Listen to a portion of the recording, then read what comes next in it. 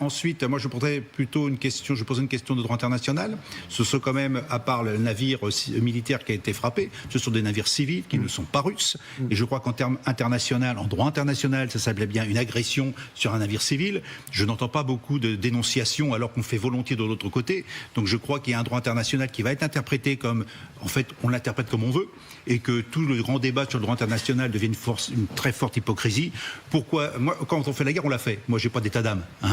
Donc, tapons ce qui permet à l'autre de se battre. Mais en l'occurrence, nous nous abritons, je ne parle pas du côté russe, qui n'a pas respecté le droit international, mais nous, du côté occidental, on n'arrête pas de dire droit occidental, enfin droit international, il faut le respecter. Là, il y a un cas concret où il n'est pas respecté, puisqu'on frappe un bateau civil qui n'est pas russe. Des bateaux. Nicole, oui, votre analyse sur cette guerre du pétrole, en tout cas... Oui, c'est pas seulement la guerre du pétrole, et peut-être ceci va expliquer pourquoi on frappe, pourquoi les Ukrainiens frappent dans les eaux internationales, c'est que ces bateaux sont soupçonnés d'une part de transporter le pétrole de façon clandestine, ça c'est sûr, mais d'autre part d'abriter tout un réseau d'espions militaires du KGB.